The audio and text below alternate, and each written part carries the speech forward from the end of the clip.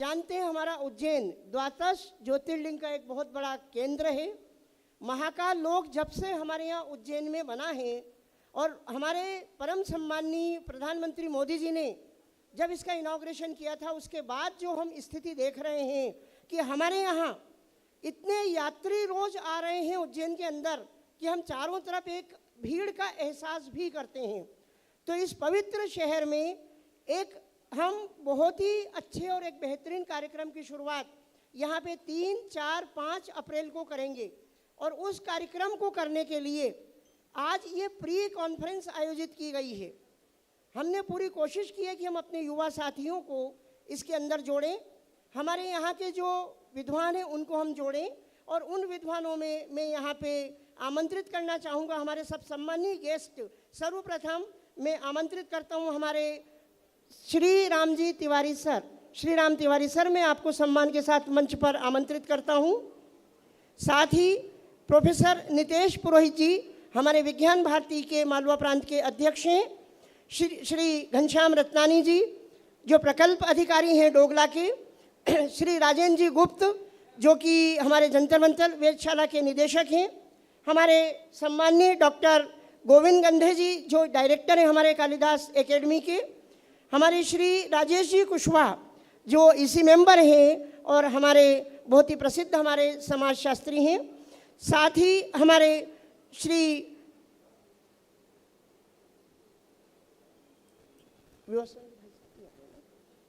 मैं आप सभी हमारे साथ ही मैं माननीय हमारे इस कार्यक्रम के हमारे प्रायोजक आयोजक और मेरे अपने मार्गदर्शन देने वाले हमें डॉक्टर अनिल जी कोठारी जो डायरेक्टर जनरल हैं एमपीसीएसटी के।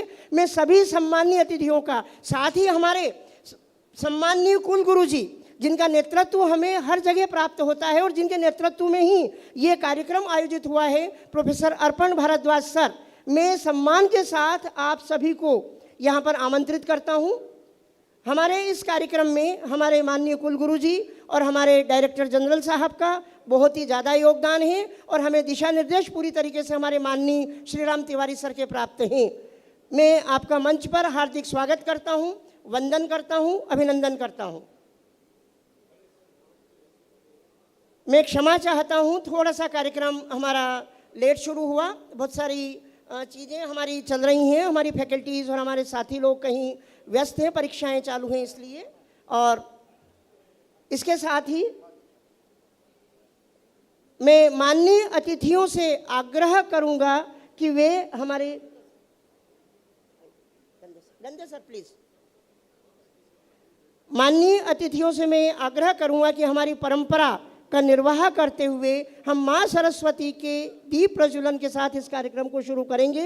मैं हमारे कुलगुरु जी, हमारे डीजी साहब, हमारे तिवारी सर, हमारे सभी सम्मानीय अतिथियों को आमंत्रित करता हूं मां सरस्वती पूजन हेतु। रीमा ऊपर आ जाइए जरा आप एक बार मंच पे।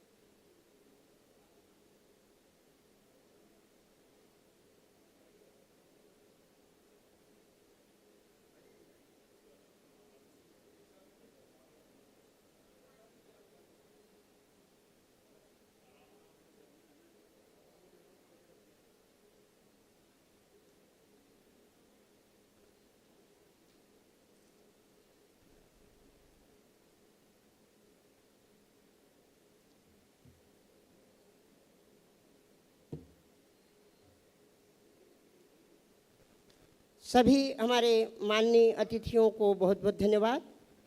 और अब हम हमारे सम्मानीय अतिथियों के स्वागत हेतु, जो कि हमारी परंपरा भी है, हमारे अतिथि सभी अपने ही हैं, हमारे उज्जैन शहर के नामचीन व्यक्तित्व हैं हमारे। और मैं अब सर्वप्रथम हमारे पूरे इस दिशा कार्यक्रम और इस कार्यक्रम के जो हमारे प्रणेता हैं माननीय श्री राम तिवारी जी सर के स्वागत के लिए हमारे जो इस कार्यक्रम के मुख्य संयोजक भी हैं माननीय डॉक्टर अनिल कोठारी जी को आमंत्रित करता हूं कि हमारे श्री राम तिवारी जी का स्वागत करें।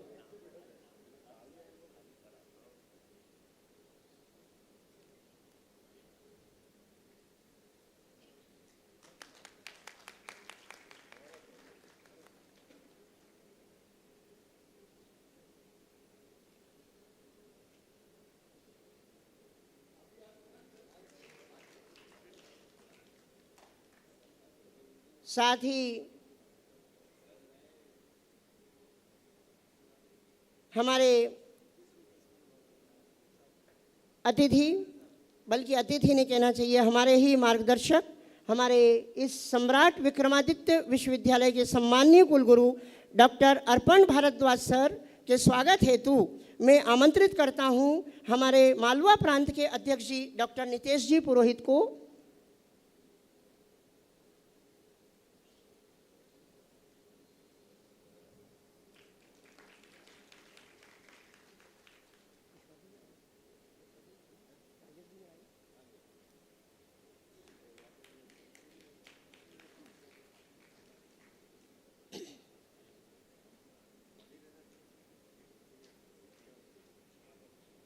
हमारे इस कालिदास एकेडमी के डायरेक्टर और हमारे कहना चाहिए मार्गदर्शक ही हैं, जो कि इस विषय के विद्वान भी हैं, डॉक्टर गोविंद गंधे जी, उनके सम्मान के लिए मैं डॉक्टर GD बैरागी जी को आमंत्रित करता हूं।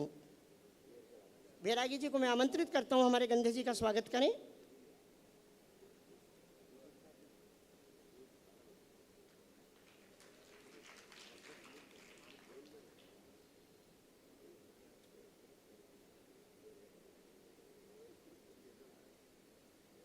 हमारे विषय विशेषज्ञ आज के हैं डॉक्टर राजेंद्र प्रसाद गुप्त जी, जो कि जंतर मंतर के निदेशक भी हैं और लगातार उनका सानिध्य हम लोगों को प्राप्त होता है। उनके स्वागत के लिए मैं डॉक्टर मनोज राठौड़ जी से आग्रह करता हूं कि वे आकर के उनका स्वागत करें।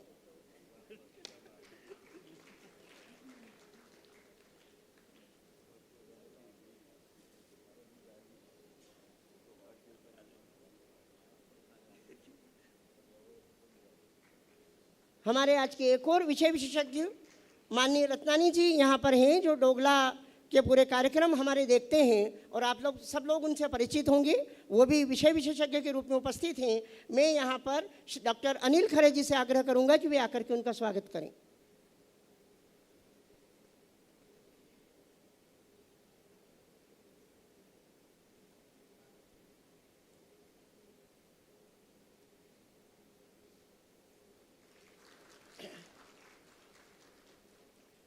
हमारे IIT इंदौर से पधारे हुए माननीय सर डॉक्टर अभिरूप जी दत्ता भी हमारे मध्य उपस्थित हैं और उनके स्वागत हेतु मैं डॉक्टर प्रवीण दिघर्रा जी को आमंत्रित करता हूं कि आकर के उनका स्वागत करें।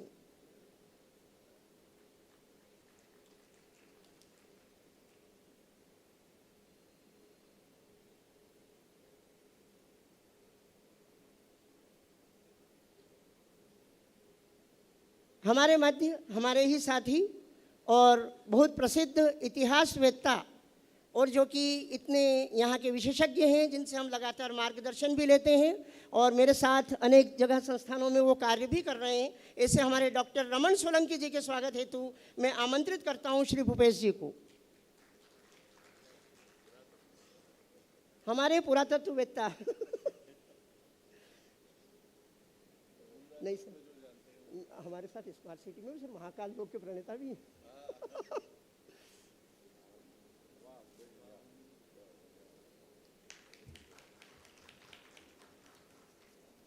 और हमारे माननीय डॉक्टर अनिल कोठारी सर, जो कि लगातार इतने बेहतरीन कार्यक्रम को आयोजित करवाते हैं, उनके स्वागत और साथ ही नितेश पुरोहित जी के स्वागत हेतु मैं खुद सचिव मालवा प्रांत और प्राचार्य माधव विज्ञान महाविद्यालय में उनका स्वागत करना चाहूँगा।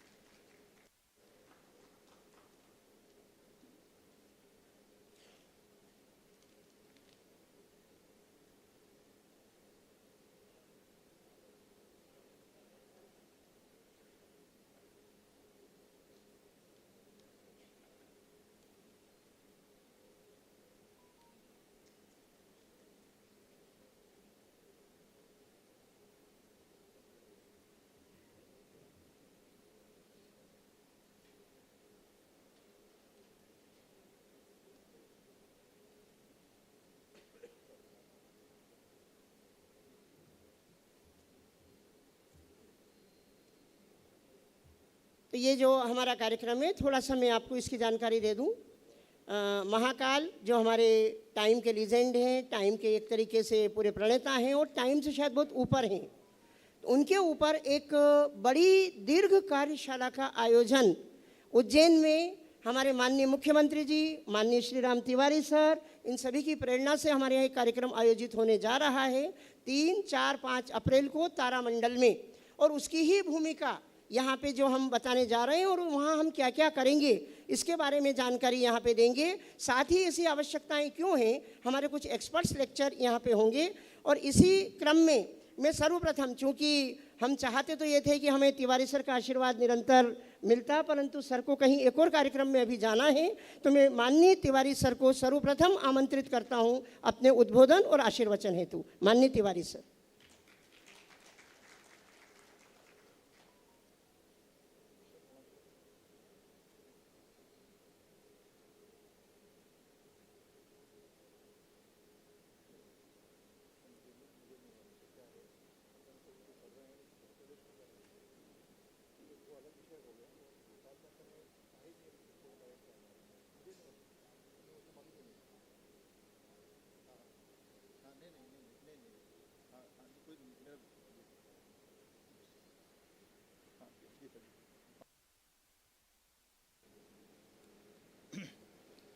एक तो माफ़ी चाहता हूँ इस व्यवधान के लिए,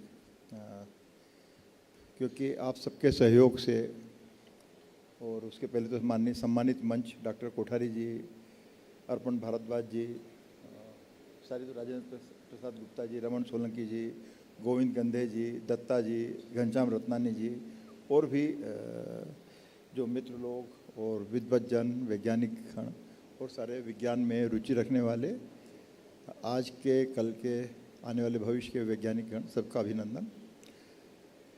मेरा संकट ये है कि उज्जैन में और मध्य प्रदेश में विक्रमोत्सव की गतिविधि चल रही है और आप सबके सहयोग से ये दुनिया का सबसे लंबी अवधि तक चलने वाला बहुआयामी समारोह है, 139 दिन का मेरा। तो उसमें तमाम जगह मेरी उलझन है, इसलिए मैं अभी जल्दी चला जाना चाहूँगा। लेकिन जो आज जो कार्यक्रम जो आपका मैपकास्ट द्वारा किया जा रहा है, विक्रम विश्वविद्यालय द्वारा किया जा रहा है, ये अत्यंत ज़रूरी घटना है, अत्यंत ज़रूरी पहल है, जिसको बरसों पहले हो जाना था। ये हमारे सौभाग्य का विषय है कि महाकाल, माने हमारे भगवान तो है ही हैं, अल्टीमेट गॉड हैं, वो तो है ही, पर हम यदि विज्ञान की दृष्टि से देखें तो महाकाल जो हैं वो समय के, काल के भी नियंता हैं। तो इस पर डॉक्टर साहब काफ़ी विचार करते रहे, कोठारी जी और भी जो वरिष्ठ गण हैं। तो Mahakal the master of time या सृष्टि का समय, तो इसको लेकर ये जो सिलसिला अभी चालू हो रहा है, ये न केवल आज या कल, शायद 2 दिन का है, आज आखिरी दिन है आज, और उसके बाद फिर ये 3, 4, 5 अप्रैल को फिर तारामंडल उज्जैन में जो एक नई घटना, नई पहल राज्य शासन द्वारा और मैपकास्ट द्वारा की जा रही है, और उसके बाद डोंगला में, तो ये सिमस तक, और ईश्वर करे कि ये आगे भी ये चलता रहे, क्योंकि ये इतना गंभीर काम है जिसके बारे में अभी कोई ध्यान न देश में न दुनिया में दिया गया है। तो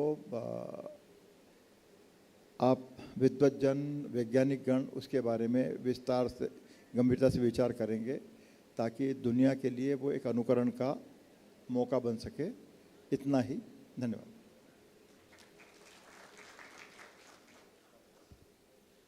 धन्यवाद सर। निश्चित रूप से आपकी आकांक्षाओं पे हम पूरा खरा उतरने की कोशिश करेंगे और कोशिश करेंगे कि ये कार्यक्रम हमारा बहुत अच्छा हो। मैं अब हमारे इस कार्यक्रम में वेलकम एड्रेस हेतु हमारे सम्राट विक्रमादित्य विश्वविद्यालय के सम्माननीय कुलगुरु प्रोफेसर अर्पण भारद्वाज सर को मैं आमंत्रित करता हूं कि वे हमारे इस कार्यक्रम का वेलकम एड्रेस यहाँ पे प्रस्तुत करें। माननीय सर।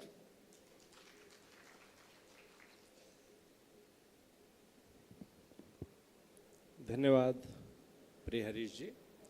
मंच पर विराजित मध्य प्रदेश विज्ञान एवं प्रौद्योगिकी परिषद के महानिदेशक आदरणीय अनिल कोठारी साहब, मंच पर विराजित कालिदास अकादमी के निदेशक श्री गोविंद गंधे जी, मंच पर ही विराजित हैं आदरणीय पुरोहित जी, आदरणीय अभिरूप दत्ता जी, रत्नानी जी और गुप्त जी, आप सभी जो यहाँ पर उपस्थित हैं, आज एक बहुत महत्वपूर्ण विषय पर चर्चा के लिए हम लोग एकत्रित हुए हैं। यह जानने से आपको लगता है, जब समय की बात होती है तो आपको अचानक लगता है समय की बात क्यों होने लगे और इसमें आप क्यों यहाँ पर आए। लेकिन जैसा आप जानते हैं, देख रहे हैं कि इसका जो आयोजक है वो मध्य प्रदेश विज्ञान एवं प्रौद्योगिकी परिषद है।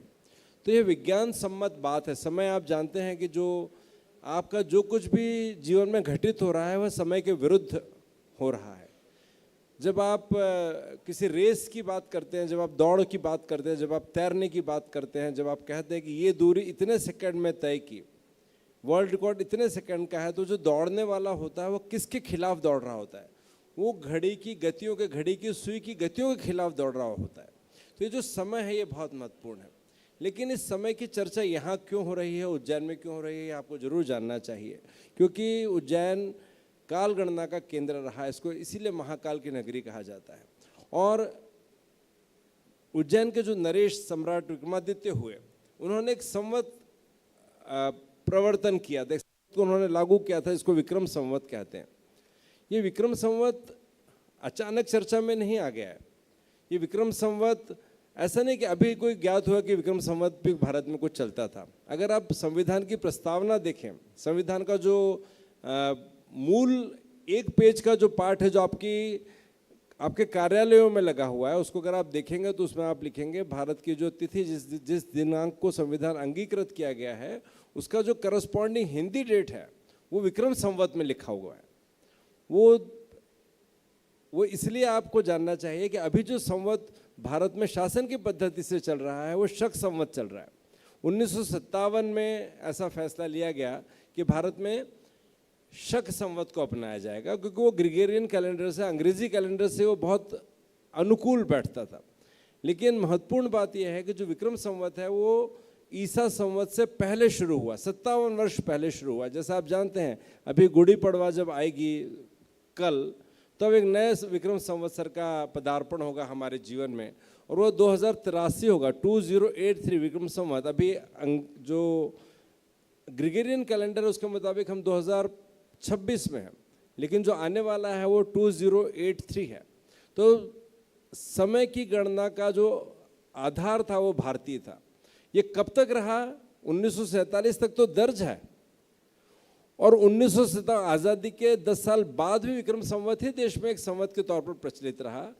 जो भी परिस्थितियाँ रही होंगी उस पर विचार करना अभी प्रासंगिक नहीं है, लेकिन जो भी कुछ हुआ, कुछ ऐसा हुआ कि फिर शक संवत को, जो भारतीय कैलेंडर छपते हैं, जो भारत में सरकारी कैलेंडर छपते हैं, उसमें शक संवत की तिथियाँ अंकित की जाने लगी। लेकिन हम बहुत भाग्यशाली हैं, हमारे माननीय मुख्यमंत्री जी, जो कि डोंगला उनके हृदय में बसता, उनके दिल में धड़कता है, जो कि कालगणना का केंद्र है वर्तमान में, जो कि भारत का केंद्र है, जो कि विश्व का केंद्रीय स्थल है, वो डोंगला है।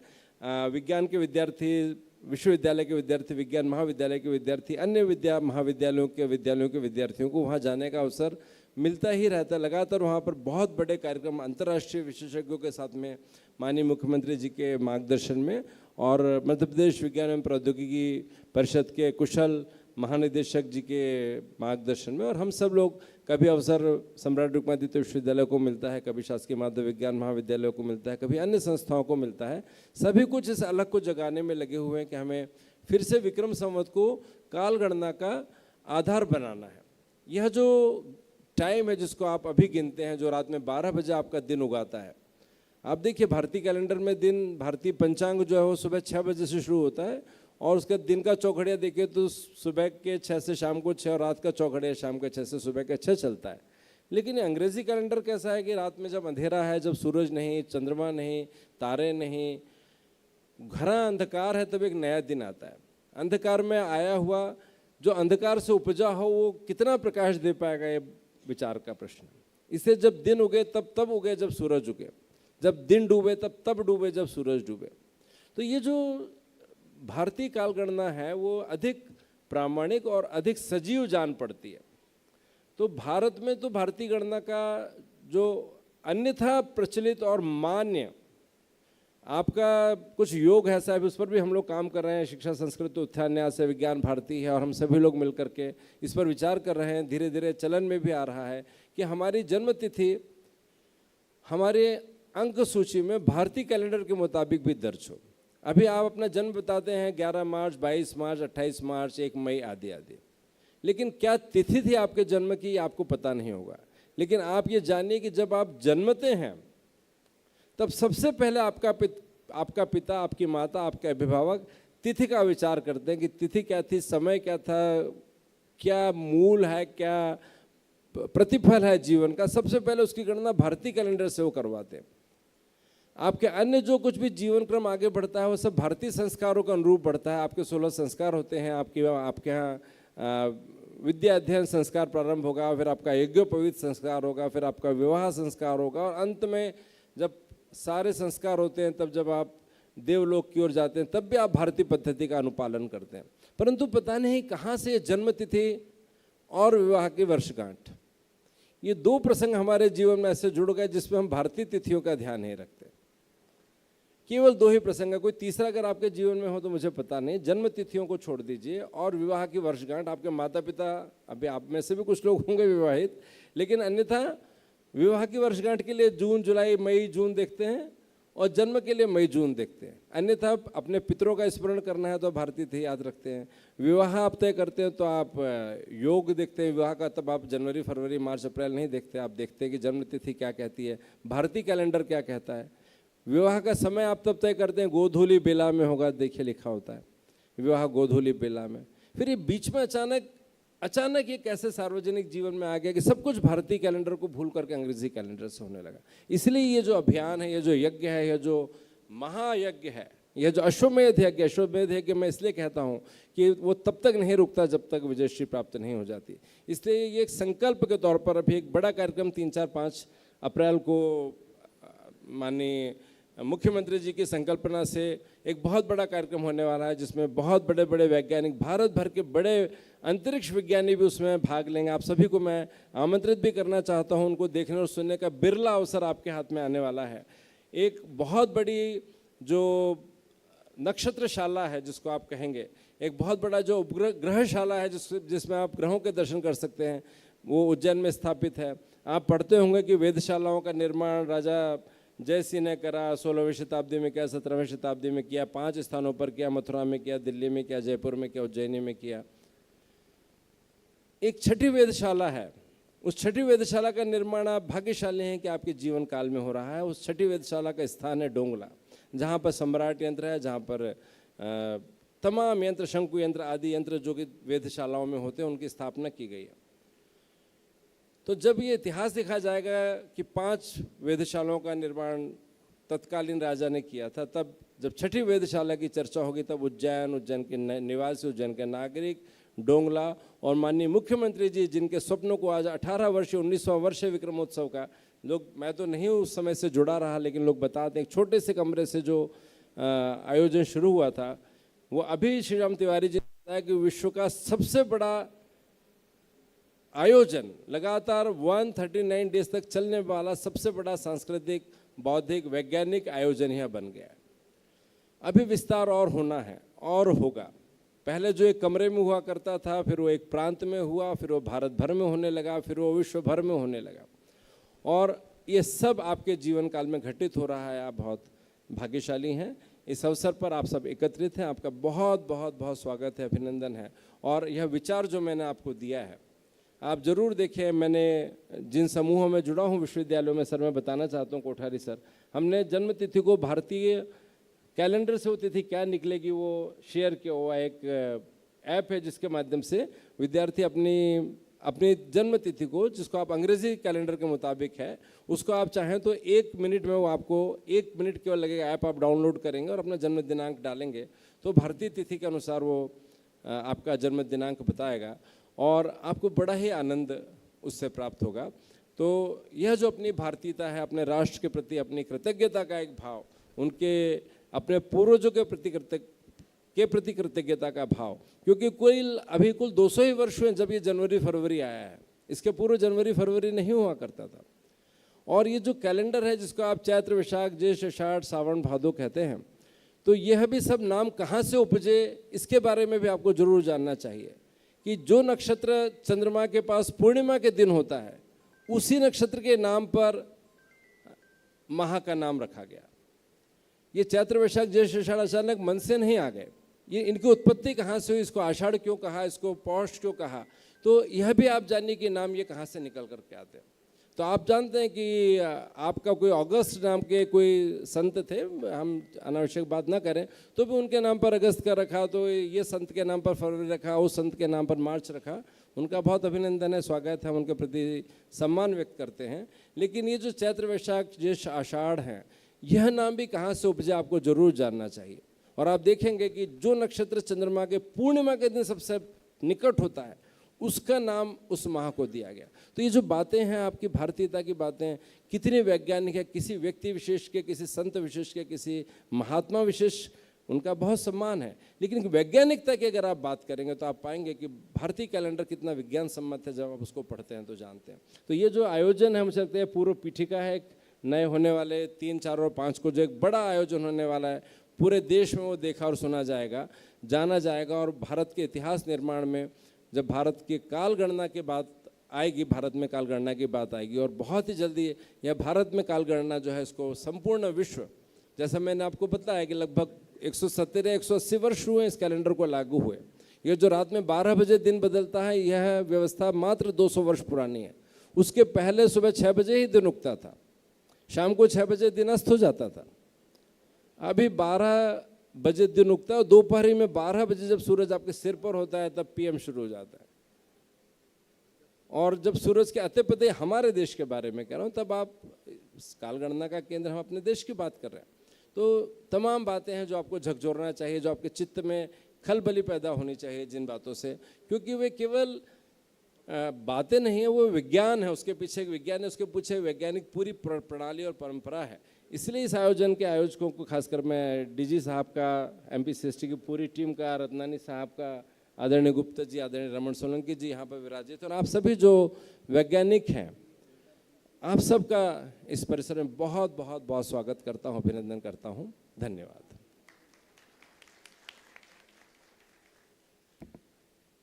धन्यवाद माननीय कुलगुरु जी, आपने जो विस्तृत जानकारी इस कार्यक्रम के बारे में दी।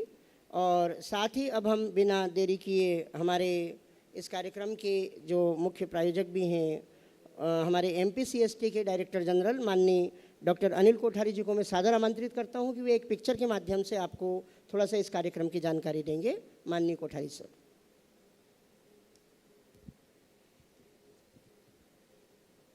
सभी को नमस्कार। आज के इस गरिमामय कार्यक्रम जो विक्रम उत्सव के अंतर्गत हम एक अंतर्राष्ट्रीय कॉन्फ्रेंस दिनांक 3 से 5 अप्रैल 2026 को उज्जैन में कर रहे हैं, उसके अंतर्गत ये प्री कॉन्फ्रेंस का आयोजन किया जा रहा है। आज के हमारे इस अवसर पर उपस्थित अभी जिनसे आप सुन रहे थे, ऐसे हमारे माननीय कुलपति प्रोफेसर अर्पण भारद्वाज साहब कुलगुरु, हमारे बीच में उपस्थित हैं प्रोफेसर नीतेश पुरोहित साहब, अध्यक्ष मालवा विज्ञान परिषद हैं, और आप सब भली भांति अवगत है देश का प्रख्यात जो विद्यालय है इंजीनियरिंग का SGS ITS, उसके माननीय संचालक हैं आप। हमारे बीच में डॉक्टर गोविंद गंधे जी एक बड़े विशेषज्ञ हैं और कालिदास संस्कृत अकादमी के निदेशक हैं, माननीय निर्देशक हैं। हमारे बीच में श्री राजेंद्र गुप्ता जी हैं, डायरेक्टर जंतर मंतर, एक बहुत ही वेल नोन पर्सनालिटी, और जंतर मंतर को तो आप जानते ही हैं।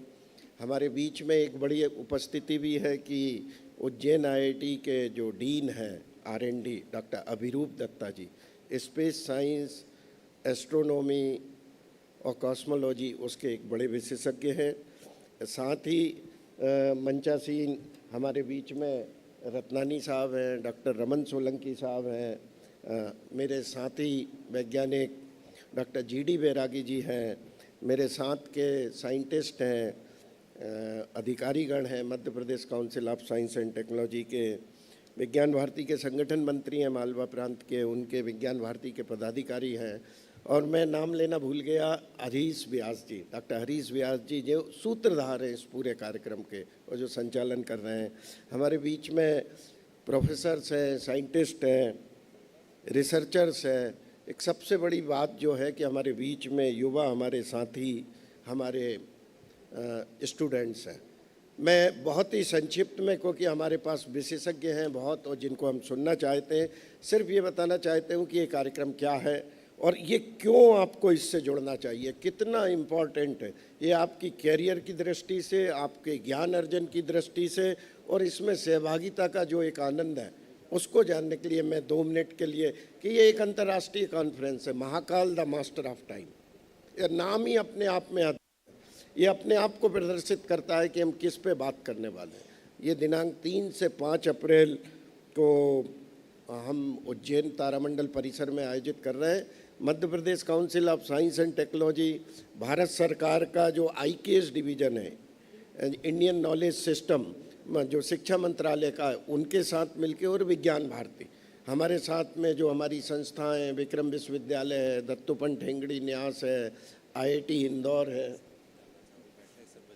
हाँ ठीक है, इस कॉन्फ्रेंस है मेरी, ठीक है, आप बोलेंगे नहीं, शाम बोल देगा, है ना जी। तो ये इसलिए इम्पोर्टेंट है। तो ये हम 3 दिन की ये कॉन्फ्रेंस कर रहे हैं। इसमें 5 प्री कॉन्फ्रेंस हुई दिल्ली में, वाराणसी में, और उसी श्रृंखला में ये कॉन्फ्रेंस है।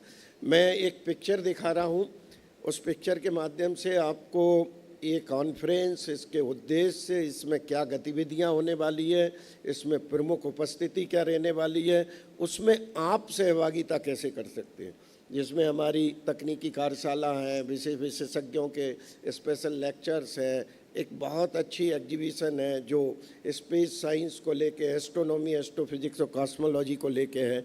इस डॉक्यूमेंट्री को आप देखिए, मुझे बात कम करने की ज़रूरत पड़ेगी और आप समझ जाएंगे कि ये क्या प्रोग्राम है और इससे आप कैसे जुड़ के इसके साथ फ़ायदा ले सकते हैं अपने नॉलेज के लिए, अपने करियर के लिए। तो मैं चाहूँगा कि वो हम डॉक्यूमेंट्री को चालू करें। बाबा महाकाल और सम्राट विक्रमादित्य की पवित्र नगरी उज्जैन में, जहां सहस्राब्दियों से समय का मापन होता आया है, एक वैश्विक संगम आपका इंतजार कर रहा है। अंतर्राष्ट्रीय सम्मेलन Mahakal the master of time.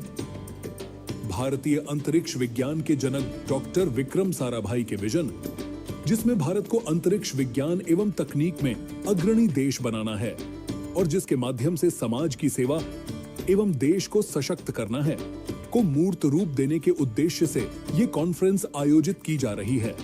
Space economy के युग में आत्मनिर्भर भारत का सपना, जो विकास के लिए अंतरिक्ष का उपयोग करता है, इस सम्मेलन की थीम से गहराई से जुड़ा हुआ है।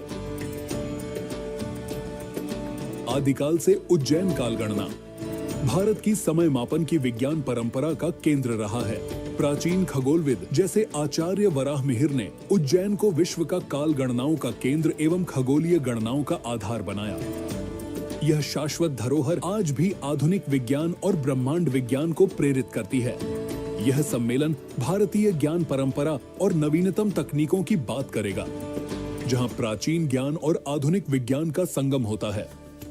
सम्मेलन के सत्रों में काल चक्र, विकसित भारत के लिए अंतरिक्ष अर्थव्यवस्था और खगोल शास्त्र व खगोल भौतिकी का भविष्य सम्मिलित होगा। सम्मेलन का आयोजन 3 से 5 अप्रैल तक उज्जैन एवं डोंगला में होगा। इस सम्मेलन में 3 दिन में विभिन्न सत्रों में, जैसे प्रथम सत्र में what is time, how was it measured, the importance of Ujjain as the meridian of the world. द्वितीय सत्र में काल चक्र, involution and evolution of civilisation in time and space. तृतीय सत्र में स्पेस इकोनॉमी फॉर विकसित भारत। चौथे सत्र में स्पेस सेक्टर एज शक्ति well, space based strategies for the defence of Bharat. पांचवें सत्र में the present and future of astronomy and space research in India एवं छठे सत्र में advances in astronomy and astrophysics के ऊपर चर्चाएं होंगी। कॉन्फ्रेंस में नेशनल कंपटीशन और तकनीकी कार्यशालाएं भी आयोजित की जाएंगी। इस सम्मेलन का मुख्य आकर्षण वराहमिहिर ऑब्जर्वेटरी का भ्रमण रहेगा। इसके साथ ही स्पेस, कालगणना और भारतीय परंपरा पर आधारित प्रदर्शनी का आयोजन और कल्चरल कार्यक्रम भी रहेंगे। 3 से 5 अप्रैल 2026 तक उज्जैन एवं डोंगला में विद्वान, वैज्ञानिक और साधक विश्व भर से एकत्रित होंगे ताकि खगोल शास्त्र, खगोल भौतिकी और ब्रह्मांड विज्ञान की शाश्वत परंपराओं का अन्वेषण कर सकें। इस पूरी कॉन्फ्रेंस में वैज्ञानिक एवं विशेषज्ञों के रूप में प्रमुख उपस्थिति ISRO chairman doctor V Narayanan, माननीय श्री सुरेश सोनी, विचारक डॉक्टर शेखर सीमांडे, विज्ञान भारती डॉक्टर वी के Saraswat, member NITI Aayog doctor N Kalaiselvi, director general CSIR doctor Sameer V Kamat, chairman DRDO professor Annapurni Subramaniam, director IIA professor Somak Roy Chaudhuri, VC Ashoka university professor RN Iyengar, Jain university. इसके अतिरिक्त अंतर्राष्ट्रीय विशेषज्ञ, नोबेल लॉरेट एवं राष्ट्रीय स्तर के अन्य विशेषज्ञ भी सम्मेलन में सहभागिता करेंगे। ये सम्मेलन मध्य प्रदेश के माननीय मुख्यमंत्री डॉक्टर मोहन यादव एवं भारत सरकार के माननीय शिक्षा मंत्री श्री धर्मेंद्र प्रधान की प्रेरणा से आयोजित किया गया है। 21 जून और 22 दिसंबर दिन के 12 बजे उज्जैन की ऑब्जर्वेटरी में जाना। एक शंकु यंत्र है, 300 साल पहले बना है और आधुनिक साइंस की दृष्टि से GPS है, फिजिक्स का बना हुआ, जहां से आप डिसाइड कर सकते हैं कि दुनिया का सेंटर पॉइंट कौन सा है। आपको गर्व होगा वो उज्जैन और डोंगला है, जहां पे 23.26 अंश मिलेगा। डॉक्टर मोहन यादव के नेतृत्व में मध्य प्रदेश विज्ञान, नवाचार और सांस्कृतिक पुनर्जागरण का केंद्र स्थापित हो रहा है। इस कड़ी में मध्य प्रदेश शासन द्वारा स्पेस टेक पॉलिसी 2026 भी जारी की गई है। इसका आयोजन संयुक्त रूप से मध्य प्रदेश विज्ञान एवं प्रौद्योगिकी परिषद, भारतीय ज्ञान परंपरा प्रकोष्ठ, शिक्षा मंत्रालय, भारत सरकार और विज्ञान भारती द्वारा किया जा रहा है। सह आयोजक के रूप में Indian national science academy, IIT Indore, Veer Bharat Nyas एवं दत्तोपंत ठेंगड़ी न्यास भी इस आयोजन में जुड़े हुए हैं। ये संस्थाएं मिलकर भारत की शाश्वत ज्ञान परंपराओं को अत्याधुनिक विज्ञान और प्रौद्योगिकी के साथ जोड़ने के लिए प्रतिबद्ध हैं। मुख्य आकर्षणों में प्रमुख वक्तव्य, पैनल चर्चाएं, नवाचार कॉन्क्लेव, स्टार्टअप समिट, विद्यार्थियों के लिए तकनीकी कार्यशालाएं, प्रदर्शनी, सांस्कृतिक कार्यक्रम और डोंगला स्थित वराहमिहिर खगोलीय वेधशाला का विशेष भ्रमण शामिल है। इस सम्मेलन में शैक्षणिक विद्वान, अंतरिक्ष विज्ञानी, खगोल अध्येता, शोधकर्ता, छात्र, उद्योग जगत की हस्तियां और जनसामान्य सभी को भाग लेने के लिए आमंत्रित किया गया है। मिलकर हम भारत की समृद्ध समय मापन परंपराओं का उत्सव मनाएंगे और अंतरिक्ष विज्ञान में नए आयाम स्थापित करेंगे। आइए इस अंतर्राष्ट्रीय समागम में 3 से 5 अप्रैल 2026 को हमारे साथ जुड़ें, जब हम महाकाल समय के स्वामी का आशीर्वाद प्राप्त करेंगे और एक ऐसे भविष्य एवं विकसित भारत के लिए कार्य करेंगे जो ज्ञान, विज्ञान और नवाचार से मार्गदर्शित हो।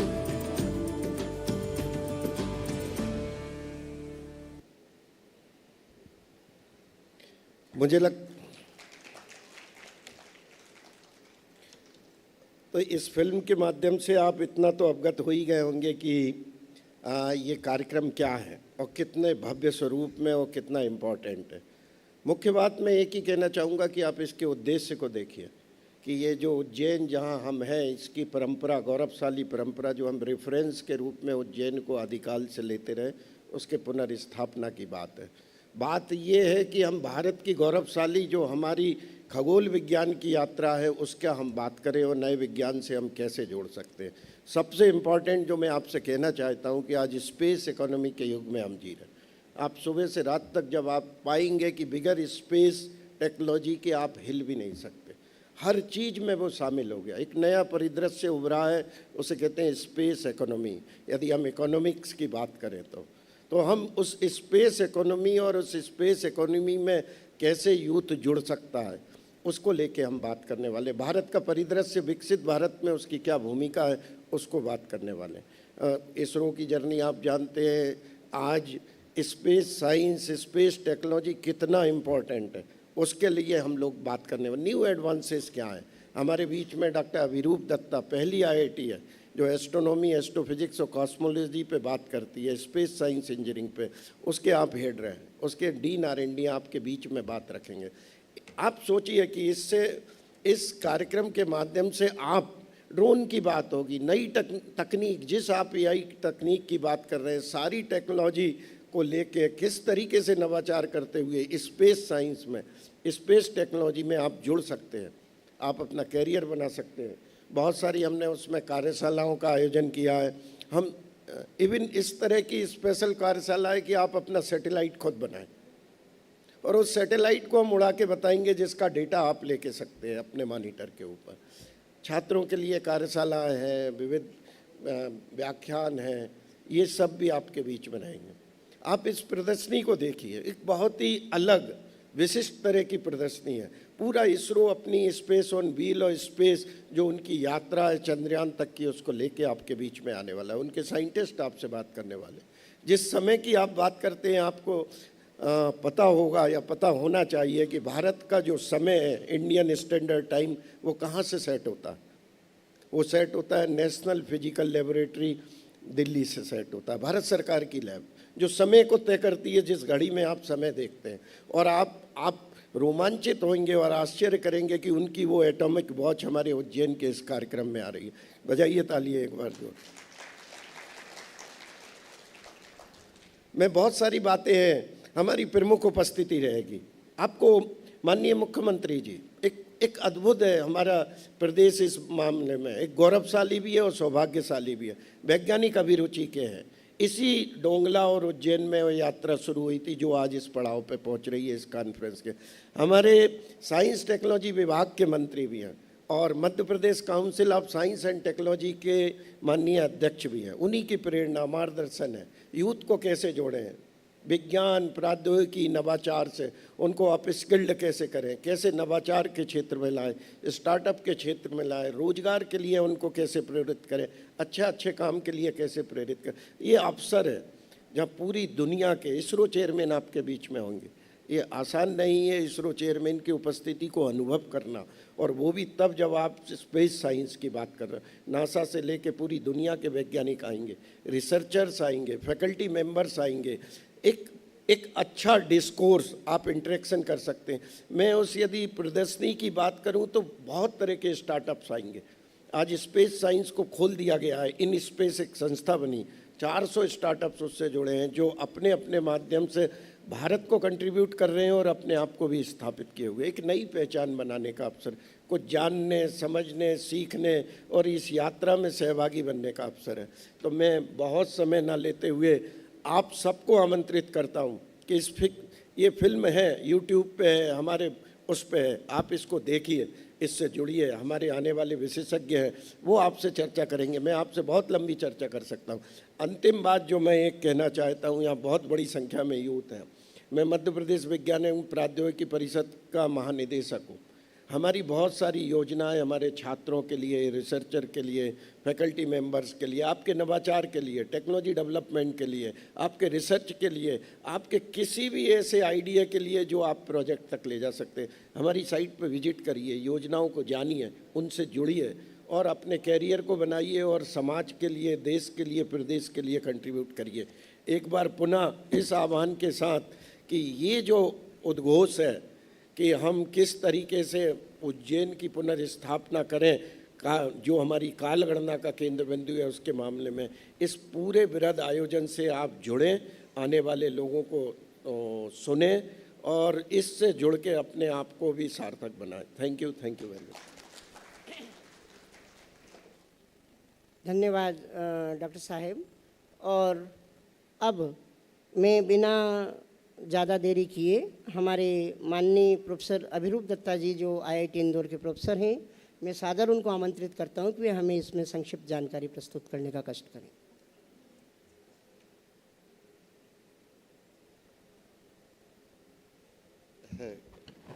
नमस्कार। पहले तो वेलकम ऑल ऑफ यू। ये जो कॉन्फ्रेंस होने जा रहा है 3 से 5 अप्रैल उज्जैन में, वो काफ़ी अनोखा प्रोग्राम है, इट्स यूनिक कॉन्फ्रेंस, जिसमें जो 4-5 डिफरेंट सेशन वो काइंड ऑफ कल की हिस्टोरिकल कॉन्टेक्स्ट और आने वाले कल की prospect that India holds in space science and astronomy, ये सब के बारे में चर्चा करेंगे। तो 3 दिन काफ़ी नहीं है, लेकिन हम लोग कोशिश करेंगे कि 3 दिनों में जितना हो सके संक्षेप में इसका जानकारी आपको दिया जाए। आप ऑलरेडी देख चुके हैं कि the lot of people who are attending this conference are very well known, renowned in their fields. पुराने चीज़ों को खोज के निकालना आसान नहीं है, हालांकि दैट इज़ एसेंशियल। अगर आपका बेस बहुत स्ट्रॉन्ग है, जो कि हमारा है इन एस्ट्रोनॉमी, इंडिया का बहुत ज़बरदस्त नींव है। The ancient Indian astronomy is very well known and regarded, and we know a lot of things from that time when modern things were not even discovered. तो इसका खोज करना भी, शोध करना भी ज़रूरी है, तो वो भी एक क्षेत्र में बोला जाएगा आपको। उज्जैन का जो लॉन्गिट्यूड है has been the reference point of time calculation for time immemorial. अगर हम बात करें पहले एस्ट्रोनॉमर का आर्यभट्ट या भास्कराचार्य या Varahamihira, they all used Ujjain का meridian to do time calculation with reference to। तो ये भी एक चर्चे के विषय है, क्यों ना हम इसको फॉलो करें instead of what we are following now. और 2 क्षेत्र ऐसा रखा गया है कि इंडियन एस्ट्रोनॉमी आज के तारीख में कहाँ पे है। तो there are lot of mega science projects, square kilometre array, 30 metre telescope, LIGO जो कि laser interferometer gravitational wave observatory, उनके जो माननीय साइंटिस्ट हैं वो भी इधर आएंगे और उस बारे में चर्चा करेंगे। एग्जीबिशंस भी रहेंगे उनके हिसाब से। और चौथा जो फाइनल अंतिम क्षेत्र है वो है स्पेस इकोनॉमी का। जैसे आप जानते हैं कि इसरो ने एक बहुत बड़ा कदम लिया है, 2047 तक some Indian will be placed in the moon, landed in the moon, और उसके पहले 2035 तक इंडियन भारतीय स्पेस स्टेशन का उद्घाटन होने जा रहा है लगभग। ये सारे बहुत बड़े कदम हैं। तो उसके लिए we lot of industries, space industries are growing, and when we started one of our programme in BTech 3-4 साल पहले, वो लोग हैंडफुल थे, 12-14, अभी 200 से ऊपर हो गए हैं स्पेस इंडस्ट्रीज। तो उसका भी एक क्षेत्र रखा जाएगा, कैसे space economy, space industries becoming to be the next big thing in Indian economy. तो बड़े रोचक 3 दिन का प्रोग्राम हम लोगों ने बनाया है। सो आपको, because you are local to Ujjain, please come and इसका लाभ उठाइए। आपको बहुत कुछ सीखने को मिलेगा एंड बहुत कुछ नए जानने को मिलेगा। कैरियर डायरेक्शन भी मिलेगा, क्या करना चाहिए। तो क्योंकि संक्षेप में बोला गया है, I think I will stop here and we are happy to interact with you offline. Thank you very much. नमस्ते।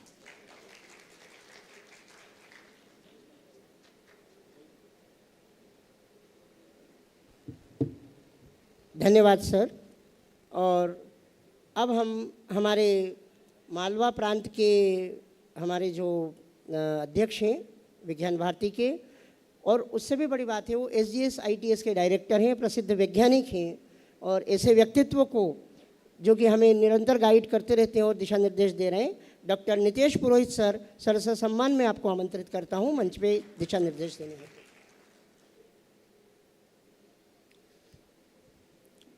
परमादरणीय मंच, सभा में उपस्थित सभी शिक्षकगण, विद्यार्थीगण, सभी को नमस्ते। एक विशिष्ट कार्यक्रम होना है, उस कार्यक्रम के प्रोमोशनल इवेंट के रूप में ये वाली आज की सभा आयोजित की गई। कार्यक्रम के बारे में सूचना तो अभी आपको दी है, लेकिन आप इसमें देख रहे होंगे कि बहुत सारे लोगो हैं और बहुत सारे लोग अलग अलग तरीके से जुड़े हुए हैं। तो मैं यहाँ पे विज्ञान भारती के प्रांत अध्यक्ष की हैसियत से आपको संबोधित कर रहा हूँ, जो कि इसका एक ऑर्गेनाइजर है। तो मुझे लगता है कि आपको थोड़ा सा विज्ञान भारती के बारे में भी मालूम होना चाहिए। और एक जिज्ञासा भी होनी चाहिए कि ये कौन कौन लोग ऑर्गेनाइज कर रहे हैं, क्यों कर रहे हैं और वो लोग खुद क्या करते हैं। तो जो 3 दिन का प्रोग्राम अपना होना है अप्रैल में, उसके अंदर तो पूरी विस्तृत आपको प्रदर्शनी भी दिखेगी और बाकी पूरी जानकारी भी मिलेगी। लेकिन संक्षिप्त में मुझे ये बताना है आपको कि विज्ञान के बिना कोई देश प्रगति नहीं कर सकता है। अगर हम एक ज़माने में पूरे विश्व को लीड कर रहे थे और लोग हमें विश्वगुरु बोल रहे थे, तो इसलिए बोल रहे थे क्योंकि हमारा विज्ञान उन्नत था। हमारे प्रोडक्ट जो हैं उनकी क्वालिटी पूरे दुनिया में बनाए गए सिमिलर प्रोडक्ट से अच्छी थी, इसलिए हमारा बिक रहा था और इसलिए हम लोग राज कर रहे थे। इसलिए हमको लोग विश्वगुरु कह रहे थे, हमारे यहाँ पे सीखने आ रहे थे। तो ये जो एक बात रही कि एक लंबे समय तक भारत ने वैज्ञानिक फील्ड में भी अपना परचम लहरा के रखा। हर चीज़ हमारे यहाँ पे वैज्ञानिकता रही। आप अगर आज देख रहे हैं कि एक सॉफ्टवेयर में आपने शायद पेपर में पढ़ा होगा, गूगल पे भी अवेलेबल है, आपका विभिन्न प्लेटफॉर्म पे भी बहुत आया कि रामायण महाभारत जो हुए उसका जो अलग अलग अध्यायों में जो प्लेनेटरी पोजीशंस हैं उनको डालते हैं तो उसका काल आ जाता है कि वो एग्जैक्टली कब हुई थी। तो ये जो एक एस्ट्रोनॉमी का नॉलेज है, वो नॉलेज उस समय जिसने लिखी होगी महाभारत या रामायण, उसने सोचा नहीं होगा कि शायद ये आगे जाके इस तरह से उपयोग होगा। लेकिन एस्ट्रोनॉमी का नॉलेज जो था उसको उन्होंने एम्बीड कर दिया उस ग्रंथ के अंदर। एक कहानी लिखते समय, एक संस्मरण लिखते समय, या जिसको भी आप जिस तरह से लेना चाहें। आज भी मैं 2025 में प्रयाग का मूलतः मैं प्रोफेसर हूँ IIIT इलाहाबाद प्रयागराज में। जब वहाँ पे कुंभ का मेला लगना था तो मुझे नोडल ऑफिसर बनाया गया। बहुत सारे काम थे, उसमें से एक काम था इमरजेंसी का। इमरजेंसी रिस्पांस को कैसे करेंगे, तो मैंने पूछा मेलाधिकारी से कि भाई सबसे बड़ी दिक्कत क्या है, इमरजेंसी कब होती है। तो उन्होंने बताया कि हमारी सबसे बड़ी दिक्कत ये है कि एकदम से लाखों साधु एकदम से आ जाते हैं। कहाँ से आते हैं, क्या होते हैं, कैसे होते हैं, हमें मालूम नहीं। मुझे बड़ा आश्चर्य हुआ। तो मैंने बोला कि यार मैं खुद भी इस बार रहूँगा और देखूँगा।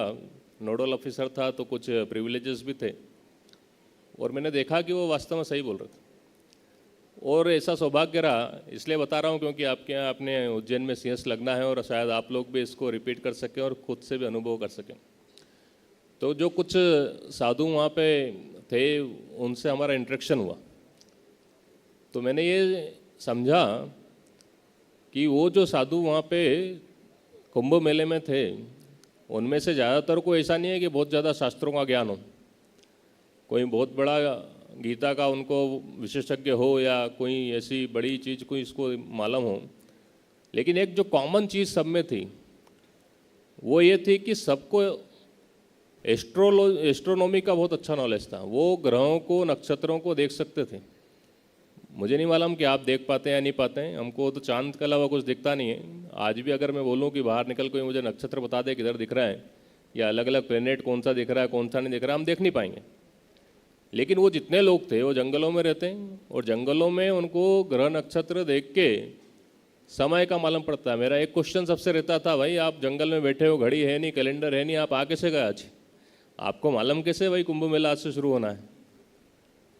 तो मैं देखा कि ऑलमोस्ट थोड़ा बहुत इधर उधर शब्दों को अगर छोड़ दें तो सब ने एक ही चीज़ बोली। तो मेरा आग्रह ऐसा है कि जो भारत की उन्नति और भारत के विज्ञान की हम बात कर रहे हैं उसके अंदर एक सबसे महत्वपूर्ण कड़ी जो रही है वो रही है कि हमने ग्रहों को समझा, ग्रहों की चाल को समझा, ग्रहों के उद्देश्य को समझा कि ये एक्चुअली में किस तरह से इनको होना चाहिए और किस तरह से ये हैं और इनका क्या बिहेवियर है। और किन लोगों ने समझा जो कि विधिवत जिनकी दीक्षा नहीं हुई, जिनकी शिक्षा नहीं हुई, वो लोग भी उसके विशेषज्ञ हैं। तो आज जो हम अगर ग्रेजुएट करके पोस्ट ग्रेजुएट करके बैठे हैं, PhD कर रहे हैं, तो कम से कम हमको इतना तो होना ही चाहिए कि हम आकाश में देख के बता दें भाई कि ये ग्रह के नक्षत्र की पोजीशन यहाँ पे ऐसा है ऐसा है। तो ये जो 3 दिन का आगे आने वाला कार्यक्रम है इसमें बहुत ही वैज्ञानिक दृष्टि से विश्लेषण भी होना है, उसका एक छोटा ट्रेनिंग टाइप से भी होगा। प्रदर्शनी विज्ञान भारती खुद लगा रहा है। विज्ञान भारती के विषय में भी मुझे बताना चाहिए कि विज्ञान भारती जो है वो नॉर्मल विज्ञान जैसा नहीं है। हमारे यहाँ पे हम लोग स्वदेशी विज्ञान की बात करते हैं। 2 चीज़, वैसे 4 हैं लेकिन 2 मैं आपको बता रहा हूँ फिलहाल में समय को देखते हुए। हम लोग भारत के विज्ञान की बात करते हैं एक उद्देश्य ये है कि भारत के विज्ञान को युगानुकूल बना के प्रस्तुत किया जाए, प्रस्थापित किया जाए, और उसके लिए एक बड़ा काम हम लोग कर रहे हैं। हमको अभी मालवा विज्ञान परिषद जो मालवा प्रांत का यूनिट है, शिक्षा मंत्रालय के IKS डिवीज़न से हमको एक प्रोजेक्ट मिला है पूरे मालवा के अंदर, बल्कि मालवा नहीं, पूरा सेंट्रल इंडिया के अंदर जो हमारी ज्ञान परंपरा रही उसको ढूंढना, उसके बारे में सर्च करना, उसको वापस से पुनर्स्थापित करना। तो जो लोग इस तरह से जुड़ते हैं, मुझे लगता है कि उन लोगों को भी हम शामिल करेंगे। प्रोजेक्ट है, उस प्रोजेक्ट के अंदर कुछ फाइंडिंग कर पाएंगे। दूसरा, हम ये भी करते हैं काम कि जो पूरे दुनिया में कहीं से भी किसी भी तरह का विज्ञान अगर हुआ है, ज्ञान अगर हुआ है, तो उसके बारे में अध्ययन करें और उसको देखेंगे भारतीय दृष्टि से ये किस तरह से उपयोगी हो सकता है। तो विदेशों में जो विज्ञान है उसको देशानुकूल बनाना, हमारे विज्ञान जो प्राचीन था उसको युगानुकूल बनाना है, और जो विज्ञान बाहर से निकला उसको देशानुकूल बना के यूज़ करना है, उसको यूज़ करके उन्नति करनी है, प्रगति करनी है। तो विज्ञान भारती के बारे में भी आप लोग थोड़ा सा देखें, समझें, और ये दोनों तीनों काम एक साथ हो सकते हैं। इस कॉन्फ्रेंस के अंदर हम लोग बहुत सौभाग्यशाली हैं कि MPCST इसको पूरा खर्च वहन कर रहा है। हमारे माननीय मुख्यमंत्री जी का, जैसे सबने बताया, उनका इच्छा रही और MPCST ने उसको क्रियान्वित करके भी दिखाया। ये अपॉर्चुनिटी बार बार मिलती नहीं है, ऐसे कोई फुली स्पॉन्सर करके आपको पैसा भी खर्चा कर रहा है और पढ़ा भी रहा है और आपको ज्ञान आपको प्राप्त हो रहा है। ये इस तरह की अपॉर्चुनिटी कम मिलती है। और इस तरह का जिस तरह के आपने देखा होगा शेड्यूल, जिस तरह के वक्ता इन्होंने जुटाए हैं, जिस तरह की प्रदर्शनी प्लान की गई है, बहुत बड़ी अपॉर्चुनिटी है। आप सब भी आएँ, अपने यार दोस्त मित्रों को लाएं, अपने परिवार को लाएं, और एक बड़ा इवेंट जो हो रहा है उसके अंदर सहभागिता करें, अपनी आपकी काबिलियत को विकसित करें। और मुझे लगता है हम सब लोग मिलके मालवा रीजन के लिए कुछ न कुछ कर पाएंगे। मालवा रीजन का जो योगदान रहा उसको हम वापस से पुनर्स्थापित कर पाएंगे, मालवा को सम्मान दिला पाएंगे, हमारे देश को सम्मान दिला पाएंगे। आप सभी ने मुझे सुना, सबका बहुत बहुत धन्यवाद। नमस्ते, जय भारत, जय हिंद।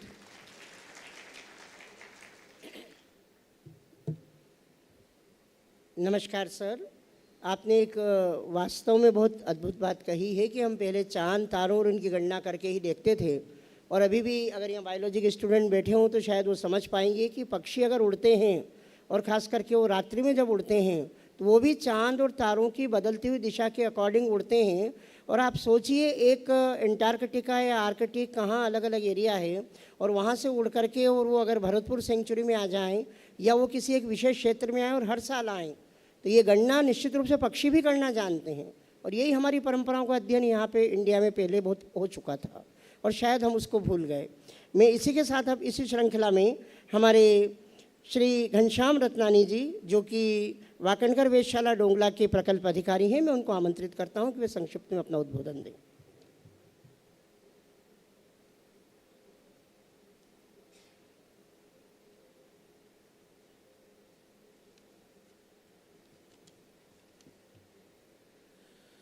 ओम विश्वानि देव सवितरुदुरितानि परासुव यद्भद्रं तन्न आसुव। सबका कल्याण करने वाले परम पिता परमात्मा को सादर नमन करता हूँ और प्रार्थना करता हूँ सभी को सद्बुद्धि प्रदान करे, सुख ऐश्वर्य प्रदान करे। और इसीलिए इस जीवन में कई प्रकार के हम कार्य करते हैं। अब जीवन में जो भी कार्य करते हैं उन कार्यों में ज्योतिष परंपरा के अनुसार काल गणना का बड़ा महत्व है। इस काल गणना को लेकर के यहाँ पर हम उपस्थित हुए हैं। सम्माननीय मंच को मैं सादर प्रणाम करता हूँ। सामने बैठे हुए बंधु और भगिनी सभी को प्रणाम करता हूँ। और थोड़ा सा मैं महाकाल, जिसके विषय में हम आगे चल कर के बहुत बड़ी एक कार्यशाला करने जा रहे हैं, तो महाकाल को महा शब्द से युक्त क्यों किया गया? आपको आश्चर्य होगा, महाकाल काल गणना की त्रिवेणी है। जब अध्ययन करते करते कई अनुभव आते हैं, उसमें ये भी मुझे अनुभव मिला कि कालों के काल महाकाल, काल तो समय है और इस काल चक्र में महाकाल को महासंज्ञा क्यों दी गई, वो इसका कारण है कि यहाँ से 3 रेखाएं गमन करती है। प्रथम तो आप अनुभव करेंगे कि सूर्य 6 महीने उत्तरायण होता है, 6 महीने दक्षिणायन होता है, तो उत्तरायण का अंतिम बिंदु जिसको कर्क रेखा बोलते हैं, वो कर्क रेखा महाकाल के शिखर के ऊपर से होकर के गमन करती है। दूसरी रेखा जो आज से 300 साल पहले तक काल गणना का केंद्र रही थी और उसको कहते हैं शून्य रेखा। ये शून्य रेखा हमारे ज्योतिषाचार्य भास्कराचार्य जी ने अपने ग्रंथ में वर्णन भी किया है।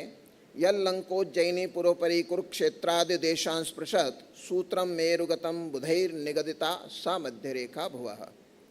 ऐसी रेखा जो उत्तरी ध्रुव, दक्षिणी ध्रुव और बीच में काल महाकाल के शिखर के ऊपर से होकर जो रेखा जा रही है, दोनों बिंदुओं को मिलाती है उत्तर दक्षिण, ऐसी रेखा को शून्य रेखा मान करके संपूर्ण विश्व में काल गणना की जाती रही है और आगे भी की जानी चाहिए।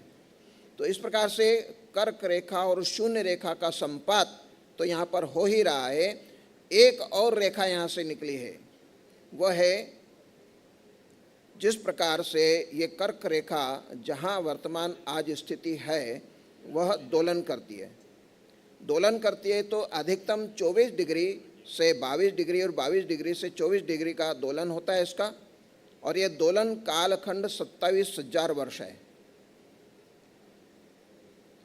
आज ये कर्क रेखा ग्राम डोंगला में है और वहाँ पर बहुत बड़ी वेधशाला स्थापित की गई है। पद्मश्री डॉक्टर विष्णु श्रीधर वाकणकर जी ने उस स्थान की खोज की और वहाँ पर आज आधुनिक वेधशाला का निर्माण चल रहा है। तो ये कर्क रेखा जो आज की स्थिति में ये अधिकतम 24 डिग्री तक, इसका प्रमाण भी हमको सूर्य सिद्धांत पे मिलता है। सूर्य सिद्धांत में 24 डिग्री कर्क रेखा को दर्शाया गया है। तो 24 से 22, 22 से 24 जो दोलन होता है उसमें मध्य में महाकालेश्वर है।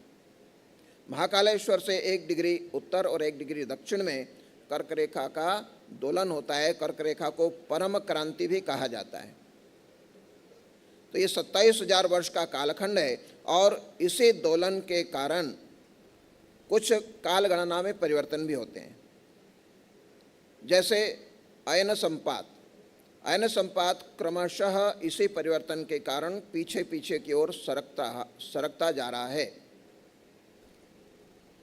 और इसके गति के कारण आपने देखा होगा मकर संक्रांति, वैसे कालखंड हमारा जीवन का बहुत कम है, इसलिए हमको ये विश्वास हो जाता है कि मकर संक्रांति 14 जनवरी को ही आती प्रतिवर्ष। ऐसा नहीं है, इसमें परिवर्तन होता है। परिवर्तन इसी के कारण हो रहा है कि कर्क रेखा का परम क्रांति बिंदु भी परिवर्तित होता है और इसके कारण वसंत संपात जो है वो पीछे की ओर सरकता है। चूँकि अब ये वसंत संपात और सायन जो है इसको लेकर के ग्रेगोरियन कैलेंडर की रचना की गई है, तो हमें ऐसा लगता है, परंतु इसमें परिवर्तन होता है। ग्रेगोरियन कैलेंडर भी क्रमशः पीछे की ओर जा रहा है वसंत संपात के साथ साथ। आप देखेंगे स्वामी विवेकानंद जी का जन्म जो हुआ था वो मकर संक्रांति के दिन हुआ था निरयन, और वह थी 12 जनवरी। फिर 72 वर्ष में 13 जनवरी हुई, फिर 72 वर्ष में 14 जनवरी, फिर 72 वर्ष में अब जो है 15 जनवरी होने वाली है। तो ये ग्रेगोरियन कैलेंडर भी पीछे पीछे की ओर जा रहा है, परंतु हमारे काल गणना की विशेषता कालों के काल महाकाल को लेकर के जो की गई है वह है त्रिवेणी संगम के कारण एक बिंदु जिसको निरयन कहते हैं, वो निरयन को स्थायी मान करके, स्थिर बिंदु को मान करके काल गणना की जाती रही है। और इसका परिणाम है कि यहाँ पर 1 वर्ष से लेकर के हजारों वर्ष से लेकर के करोड़ों वर्ष तक की गणना इसी महाकालेश्वर के केंद्र बिंदु से होकर के सिद्ध होती है। तो ऐसे त्रिवेणी संगम स्थल पर काल गणना को लेकर के बहुत बड़ी एक कार्यशाला का आयोजन वैशाख कृष्ण प्रतिपदा द्वितीया और तृतीया, ये 3 दिवसीय और ग्रेगोरियन कैलेंडर के अनुसार अप्रैल 3, 4 और 5 को रखी गई है। उसमें कई बड़े बड़े वैज्ञानिक यहाँ पर आएंगे और अपना उद्बोधन देंगे और वो सब जो है महाकाल के ऊपर अपने विचार रखेंगे और हमारी जो भारतीय काल गणना में महाकाल का विशेष महत्व क्यों है इस पर मंथन किया जाएगा। और उन्हीं के अनुसार ये जो है काल गणना हमारी इतनी प्राचीन है, इसको सिद्ध भी किया जाएगा।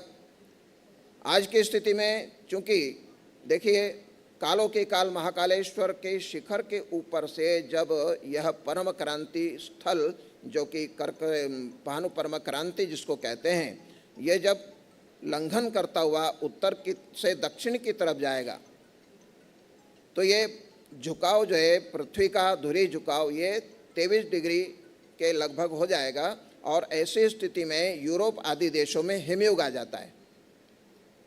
तो यह हमारे कालों के काल महाकाल जो है इसके कारण काल गणना में जो अंतर आता है उसको देखते हुए और जो स्थिर बिंदु है उसको देखते हुए हम जो है 3, 4 और 5 अप्रैल को विचार करेंगे, मंथन करेंगे और आप सभी जो है इतने बड़े महत्वपूर्ण कार्यशाला में सहभागी होंगे, यह आपका सौभाग्य होगा।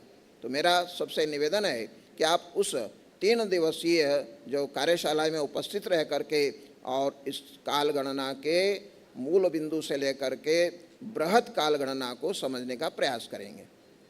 धन्यवाद।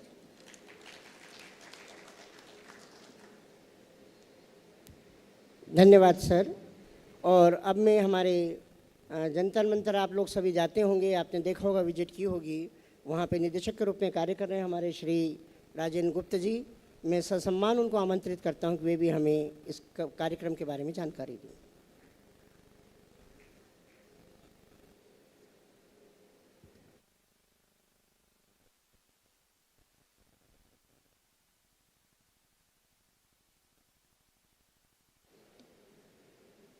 काल के अधिष्ठाता बाबा महाकाल को नमन, माँ सरस्वती को नमन, सम्मानी मंच, मैफ कोस्ट के सभी अधिकारीगण, विज्ञान भारती के अधिकारीगण एवं प्यारे बच्चों,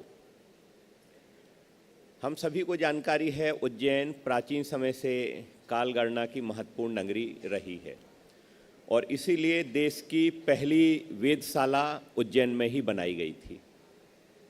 काल को समझना और काल गणना दोनों चीज़ें वर्तमान में बहुत आवश्यक है, क्योंकि हम देखते हैं कि हमारे व्यवहार में हम जो पंचांग, जो कैलेंडर उपयोग करते हैं, वास्तव में विश्व में सर्वश्रेष्ठ कैलेंडर है।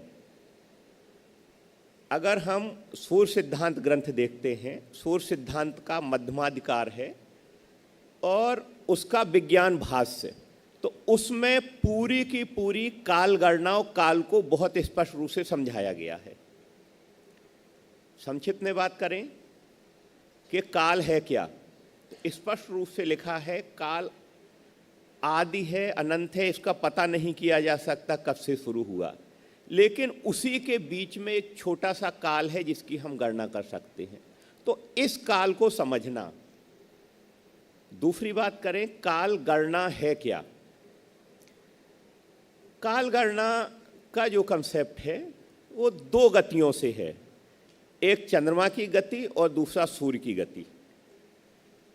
सूर्य की गति, पृथ्वी जो पूरा एक चक्कर लगाती है 365 सही 1/4 दिन, उसके आधार पर हमारा जो अंग्रेजी कैलेंडर बना, उसमें भी देखें जो माह है वो माह है सूर्य की एक माह की गति के हिसाब से नहीं है, क्योंकि उसमें जो दिनों का है वो अंतर बहुत अलग है, 365 दिन पूरे एक साथ हो जाते हैं। लेकिन अगर हम हिंदी कैलेंडर की बात करते हैं, हमारी जो पंचांग की बात करते हैं, तो वो स्पष्ट चंद्रमा की गति के आधार पर है। बहुत सरल है, सूर्य और चंद्रमा का अंतर 12 डिग्री होगा, हमारी एक तिथि बदल जाएगी। 12 डिग्री क्यों, 12 गुणा 30 कर दीजिए, 360 का पूरा एक चक्र हो जाता है। नक्षत्र 27 क्या है, आकाश में माइलस्टोन है। एक दिन की चंद्रमा की एक गति एक नक्षत्र है। क्यों, क्योंकि पहले आकाश में इन गतियों के आधार पर ही पूरे समय का निर्धारण होता था। तो एक दिन की गति, एक नक्षत्र 27.33 दिन में चंद्रमा पूरा जिस नक्षत्र से शुरू करेगा वापस वहीं आ जाएगा। उतने समय में पृथ्वी 27 डिग्री आगे हो जाएगी, तो 2 नक्षत्र और, इसलिए 29.5 दिन। तो अगर हम 12 चक्र का एक माह है जो हम उपयोग करते हैं, अगर इसमें देखें तो आधा दिन का अंतर होते होते 12 माह में हमारा 6 दिन का अंतर हो जाएगा। और जो सूर्य की गति होती है 365 दिन, तो अंतर लगभग 11 दिन, 10.5 दिन हो जाता है। इसको मिला के हर तीसरे माह एक अधिक मास होता है। ये केवल भारतीय कैलेंडर में ही है, विश्व के किसी कैलेंडर में नहीं है। इसी साल हम देखें ज्येष्ठ माह होगा, वो अधिक माह है। तो सोलर और लूनर दोनों गतियों का जो अद्वितीय सामंजस्य किया है वो भारतीय कालगणना और भारतीय कैलेंडर में किया है। इनको समझने का अवसर इस कार्यशाला के माध्यम से आपको उपलब्ध करवाया जा रहा है। यही नहीं, वर्तमान समय में जो खगोलीय रिसर्च हो रही हैं, हमारा नासा जो कार्य कर रहा है, माननीय मुख्यमंत्री जी की जो कल्पना थी कि उज्जैन कालगणना का केंद्र बने, उसको ध्यान में रखते हुए देश की जो बड़ी बड़ी संस्थाएं हैं, मध्य प्रदेश में मैपकॉस्ट, विज्ञान भारती जो कार्य कर रही हैं, और नासा वगैरह, इनको सामंजस्य बिठा के ये आयोजन उज्जैन जैसे नगर में किया जा रहा है। आप देखते होंगे बहुत बड़े बड़े महानगरों में इस प्रकार के आयोजन होते रहे हैं, लेकिन उज्जैन जैसे नगर में आयोजन होना, और आपको गौरव होना चाहिए कि उस कार्यशाला में आप शामिल होकर वो सब चीज़ें समझ पाएंगे जो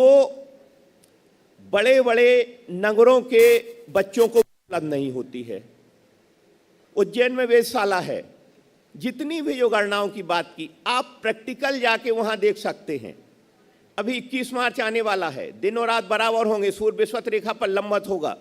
प्रत्यक्ष यंत्रों के माध्यम से देख सकते हैं कि स्थितियाँ क्या हैं।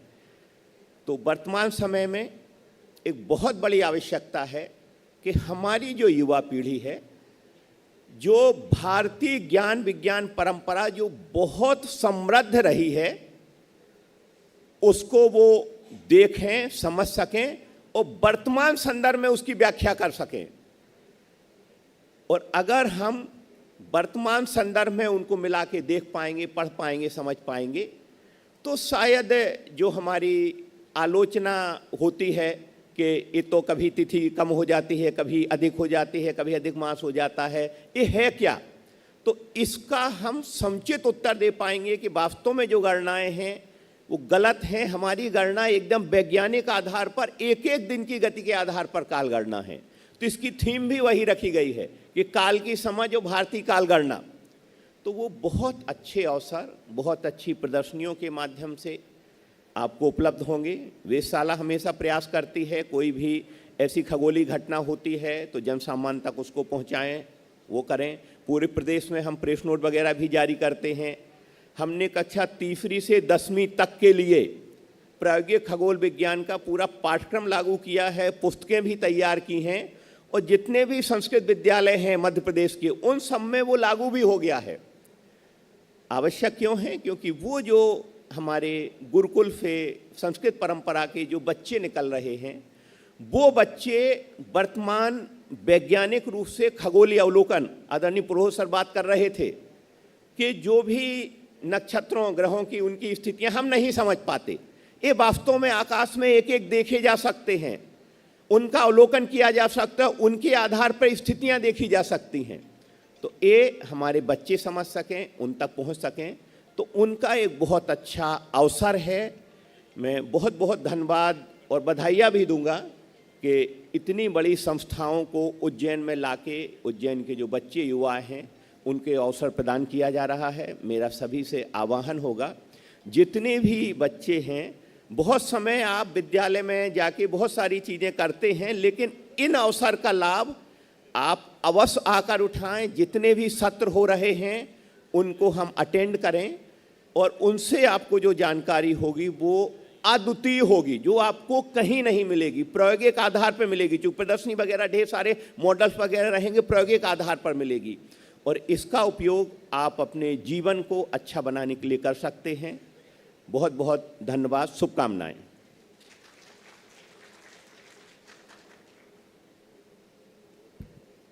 धन्यवाद सर।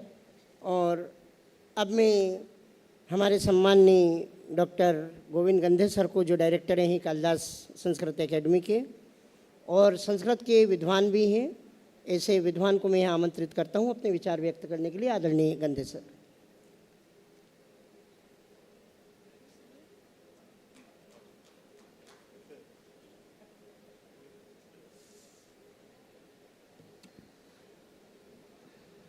बड़े संक्षेप में बात करने का निर्देश हुआ है। चूँकि समय पर सारी कार्यशाला है और समय के अनुशासन का पालन भी करना बहुत ज़रूरी है, तो इस दृष्टि से अत्यंत संक्षेप में बात करनी है। फिर भी वह संक्षेप कितना संक्षिप्त होगा, इस पर भी ज़रूर विचार करना चाहिए। कुछ प्रश्न अभी मंच से आए हैं और एक बड़े आयोजन को सफल बनाने के लिए ये आज का आयोजन है कि उस आयोजन का लाभ ज़्यादा से ज़्यादा लोगों को मिले। तो कैसे मिलेगा, इस दृष्टि से यह आयोजन है। तो कुल मिलाकर उस कार्यक्रम के महत्व को प्रतिपादित करने के लिए हम लोगों को यहाँ पर आमंत्रित किया है। विषय है काल का, और काल का संबंध अर्थात हमारे दिन रात, और ये इनका संबंध है हमारा सूर्य और चंद्रमा से, और फिर ग्रहों से है, नक्षत्रों से है, जिनकी चर्चा अभी हुई। प्रश्न ये उठा था कि कौन सा ग्रह कहाँ है, हम देख नहीं पाते हैं, हम समझ नहीं पाते हैं। इसके पीछे का जो कारण है, उसके पीछे का कारण है हम हमारे वैदिक और पौराणिक ज्ञान परंपरा से दूर हो गए हैं। बात हम करते हैं आधुनिक विज्ञान को समझने के लिए, और जिस आधुनिक विज्ञान के बारे में अभी इतना ऊहापोह चल रहा है, उस आधुनिक विज्ञान के निष्कर्षों को निर्णय के रूप में हमारे ग्रंथों ने पहले से ही प्रतिपादित कर दिया है। समस्या क्या है कि हमने वैज्ञानिक जीवन शैली को छोड़कर अंधानुकरण की जीवन शैली को अपनाया है। तो जब तक ये वैज्ञानिक जीवन शैली को नहीं अपनाएंगे, अर्थात सूर्य और चंद्रमा के साथ में जुड़ने का प्रयास नहीं करेंगे, तब तक ये सारी कवायद मुझे लगता है कि उतनी प्रतिफलित नहीं हो पाएगी जितनी कि उसको होना चाहिए। जिन ग्रह नक्षत्रों के बारे में बड़ी कुतूहल जिज्ञासा है, उसको यदि जानना है तो मुझे लगता है कि हम सबको पंचांग के अवलोकन का अभ्यास कर लेना चाहिए। यदि पंचांग के अवलोकन का अभ्यास हो गया, हमें हमारे भारतीय पंचांग को समझने का यदि हमने रास्ता ढूंढ लिया, तो मुझे लगता है कि कोई भी ऐसी जिज्ञासा, कोई भी ऐसा प्रश्न हमारे सामने नहीं रहेगा, हम उसका समाधान पा लेंगे। विडंबना क्या है कि आधुनिक वैज्ञानिक यंत्रों को जानते हैं, आधुनिक वैज्ञानिक विदेशी गणनाओं को जानते हैं, आधुनिक वैज्ञानिक और सारे प्रकारों को जानते हैं, किंतु आधुनिक भारत के वैज्ञानिकों की बात कर रहा हूँ मैं। आधुनिक भारत के वैज्ञानिकों को यदि हमारे वेद, जिसके आधार पर लोकमान्य तिलक ने मृगशिरा नक्षत्र को मानते हुए वेदों के काल निर्धारण का प्रयास किया था, उन नक्षत्रों को समझने के लिए जिस सिंहस्थ के बारे में, जिस महाकुंभ के बारे में यहाँ पर चर्चा हुई, उसका उल्लेख आज से हजारों वर्षों से हमारे वेदों में, हमारे पुराणों में, हमारे पंचांग में निहित है। प्रश्न केवल इतना है कि हम हमारे ज्ञान के साथ में कितने जुड़ते हैं। तो यह अवसर है कि हम प्राचीन और नवीनतम के समन्वय के साथ ज्ञान को प्राप्त करने का प्रयास करें। आधुनिक उपकरणों के साथ में हम उतनी ही दोस्ती बनाएं, और उतनी ही दोस्ती हम हमारे पुराणों के साथ में भी बनाएं। आज हम लोग श्रीमद् भागवत वेदों के बारे में एक अलग दिशा में जा रहे हैं। जिस वैज्ञानिक दृष्टिकोण को लेकर इन ग्रंथों की रचना हुई, वो वैज्ञानिक दृष्टिकोण अब कहीं ना कहीं लुप्त होता जा रहा है। तो हमारे पाठ्यक्रम में, हमारे दिनचर्या में, हमारी चर्चाओं में इन सारे हमारे प्राचीन ग्रंथों का अध्ययन वैज्ञानिक दृष्टि से होना चाहिए। सूर्य, चंद्र, ग्रह, नक्षत्र, तारामंडल, पृथ्वी की गति आदि सब के बारे में सब कुछ व्यवस्थित हमारे पास में उपलब्ध है और केवल खोजने की जरूरत है।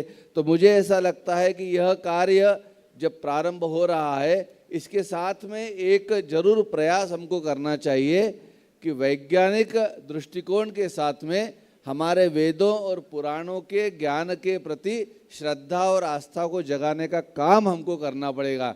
जब तक हमारे ग्रंथ हमारे लिए आस्था का केंद्र, हमारे लिए श्रद्धा का केंद्र नहीं बनेंगे, तब तक उसमें निहित ज्ञान को हम प्राप्त नहीं कर सकते। आज दिक्कत क्या है कि जो वेदों को जानते हैं, जो पुराणों को जानते हैं, वो आधुनिक विज्ञान को नहीं जानते। जो आधुनिक विज्ञान को जानते हैं, वो संस्कृत और वैदिक संस्कृत को नहीं जानते हैं।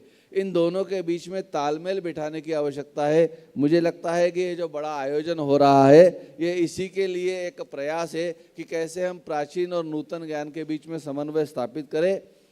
मुझे प्रसन्नता है और मैं आदरणीय हरीश जी व्यास जी से भी निवेदन करना चाहूँगा, यद्यपि अभी इसमें 1 माह का समय है, इस 1 माह के समय में हम विद्यार्थियों के बीच में, युवाओं के बीच में, जनसामान्य के बीच में जागरूकता फैलाने की दृष्टि से क्या कार्य कर सकते हैं, इसके बारे में जरूर विचार करके उसको क्रियान्वित करें। आप सबने मुझे आमंत्रित किया और बहुत देर सुनने के बाद बहुत कम समय में अपनी बात रखने का अवसर दिया, इसलिए मैं आयोजकों को धन्यवाद देता हूँ।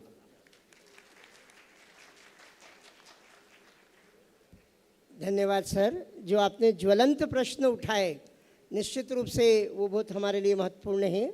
और साथ ही यहाँ जो हमारे युवा साथी लोग बैठे हैं, निश्चित रूप से वे भी इससे लाभान्वित होंगे और वो अपने साथियों को भी जाकर के बताएंगे कि किस प्रकार की एक अद्भुत कार्यशाला का आयोजन हम 3, 4, 5 अप्रैल को तारामंडल में करने जा रहे हैं, जहाँ आप लाइव टेलीकास्ट देखेंगे हर चीज़ का। और अब मैं हमारे MPCST के तरफ से आदरणीय बैरागी जी को मैं यहाँ पे मंच पे आमंत्रित करता हूँ।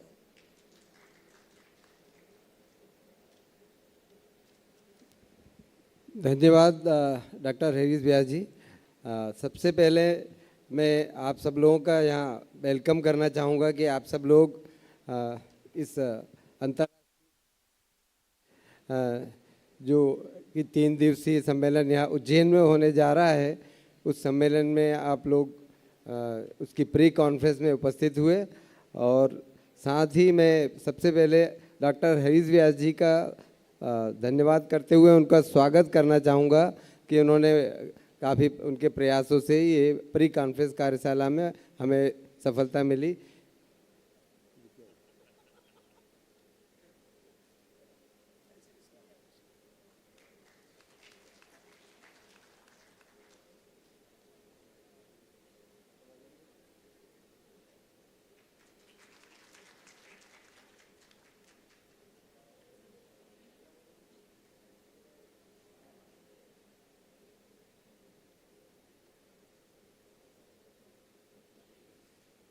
तो उज्जैन के लिए जो काल गणना और समय की बात आप लोगों ने काफ़ी सभी वक्ताओं के माध्यम से सुनी, और ये अंत में मैं आभार प्रदर्शन के लिए भी आया हूँ।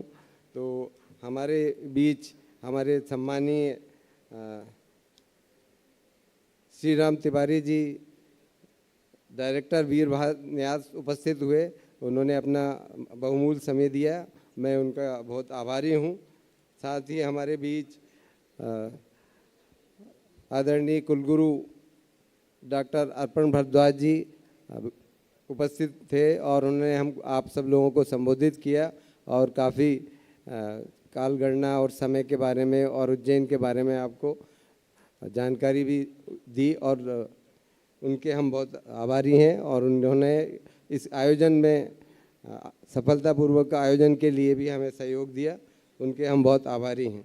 साथ ही मैं doctor Govind Gande ji, director Kalidas Sanskrit academy, Shri Rajesh Kushwaha ji, member executive council, Shri Ghanshyam Ratnani ji, Shri professor Nitesh Purohit ji और श्री राजेंद्र गुप्ता जी, आप सबका भी आभारी हूँ कि आप जो है समय निकालकर आप उपस्थित हुए और इस प्री कॉन्फ्रेंस कार्यशाला को सफल बनाने में, और हमारे बीच उपस्थित वैज्ञानिक, व्याख्याता और छात्रों को, रिसर्चर्स को आपने जानकारी दी और संबोधित किया।